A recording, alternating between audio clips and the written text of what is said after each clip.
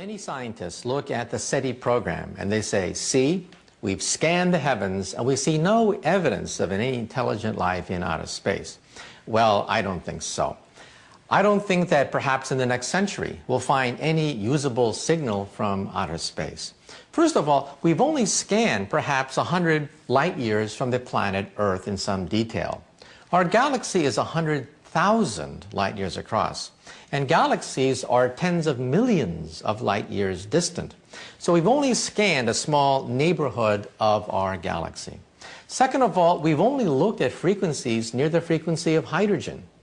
That's silly. This goes back to the person who lost his key.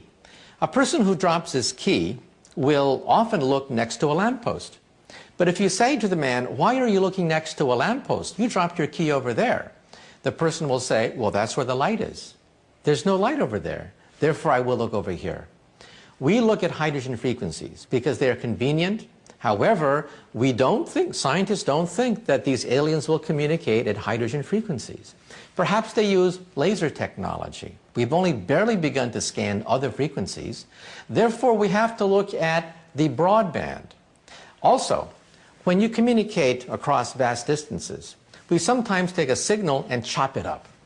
And then we send each piece and it reforms at the other end. That's how the internet works. Email is chopped up, sent through various cities, and is reformed at the other end. But if you were to intercept one fragment of email, you'd get nonsense, gibberish until it's reformed. Therefore, in outer space, they probably send signals not on one frequency, but perhaps on the entire spectrum, so that a passing star will not interrupt the entire signal.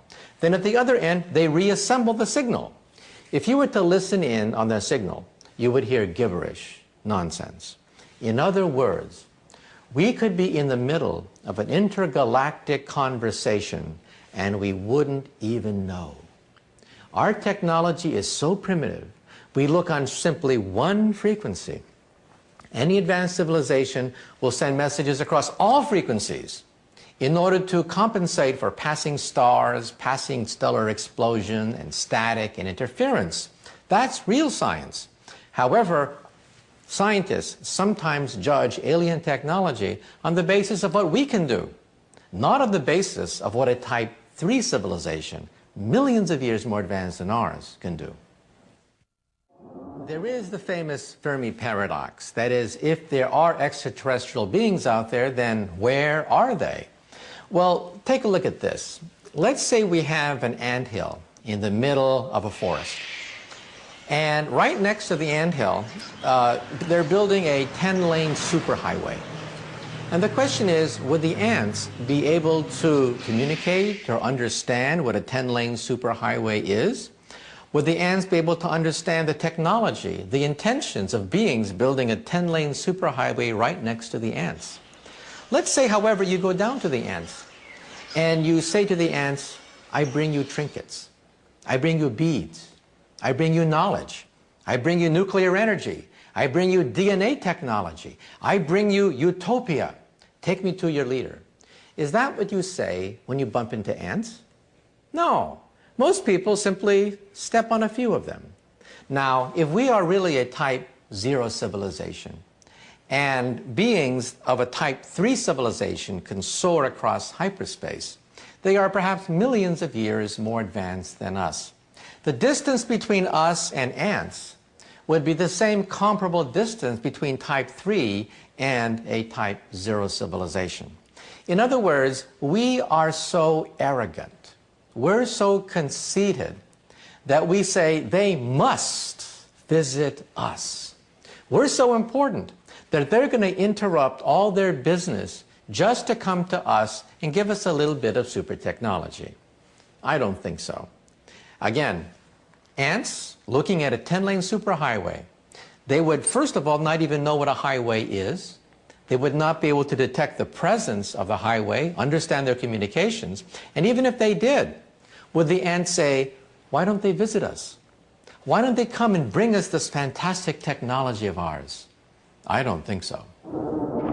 Other than the question of perception, scientists point to physics-related problems to disprove the theory that we are being visited by extraterrestrials. Their main argument, of course, is the expansive distances that separate the stars, which seem at first glance uncrossable, even traveling close to the speed of light. In physics, we have something called the giggle factor. That is, anyone talking about UFOs will find themselves drummed out of the scientific community. UFO research is the third rail of science. Any scientist who dares touch UFO research finds their scientific career electrocuted. However, I think we have to look at the long-term perspective. Many scientists say the stars are so far away, hundreds, thousands of light years away, that any intelligent being would take thousands of years to reach the Earth, making it impractical. I think that's a mistake, because we assume that these extraterrestrial beings are only 100, 200 years more advanced than us. Then that's a problem. Einstein said that the speed of light is the ultimate speed limit. You cannot go faster than the speed of light. That's Einstein's special theory of relativity. But you see, we have to go beyond Einstein. We have to go to the general theory of relativity, where it is possible, we think, that you might be able to go faster than the speed of light. And even beyond that, to the quantum theory, to the unified field theory, in which all bets are off.